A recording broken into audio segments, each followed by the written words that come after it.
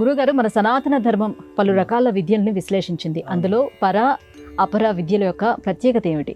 ఓం శ్రీ మహాగణాధిపతయే నమః. ఓం శ్రీ మహాసరస్వత్యై నమః.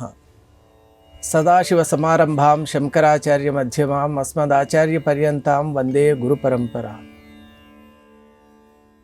విద్య అనేటువంటిది మానవునికి అత్యంత ఆవశ్యకమైనటువంటిది. ఎందువల్ల అంటే విద్య అజ్ఞానం నుండి మనిషిని విముక్తుణ్ణి చేస్తుంది. మరి అంతటి ప్రభావం కలిగిన విద్యలు అనేక ఉన్నాయి. మీరు అన్నట్టే ప్రపంచంలో అనేక రకాల విద్యలు మనం చూస్తున్నప్పటికీ వేదం ప్రత్యేకంగా ఏం చెప్పింది అనే ఆసక్తి కలుగుతుంది. ఎందుకంటే వేదం మన అందరికీ తల్లి. తల్లి అంటే ఇష్టపడని జీవి ప్రపంచంలో ఉండదు. కాబట్టి మన అందరి శ్రేయస్సు కోరే వేదం ఏం చెప్పింది అని మనం అర్థం చేసుకోవాలి. అంటే వేదం చాలా స్పష్టంగా సా విద్య యా విముక్తయే అని ఒక వాక్యం చెప్పింది. అంటే ఏది మనిషిని విముక్తుణ్ణి చేస్తుందో అదే విద్య అని చెప్పింది. అసలు వాస్తవంగా చూస్తే ఈ జనన మరణ సంసార ప్రవాహంలో మనం అందరూ కూడా అనేక జన్మలు ఎత్తుతూ ఉన్నాం.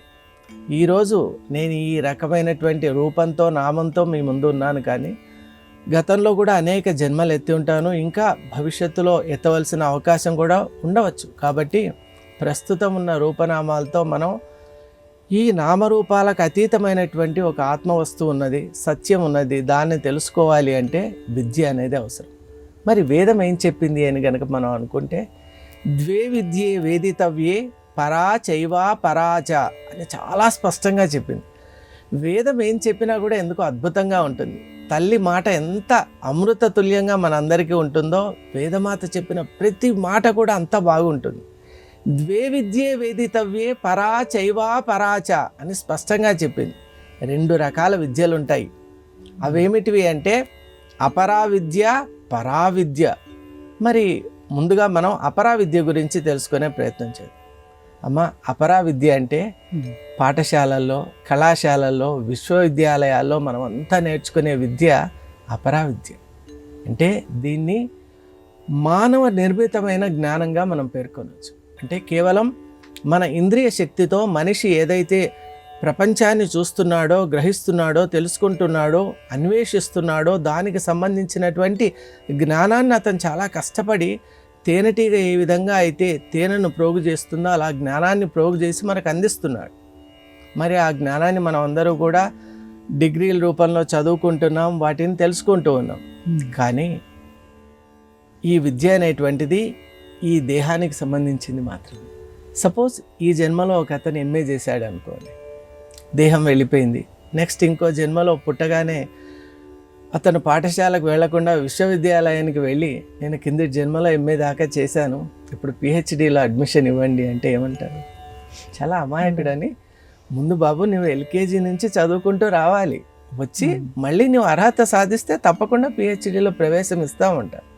అంటే అప్పుడు చదివిన విద్య ఆ దేహంతో లుప్తమైపోయింది, అది అంతరించిపోయింది.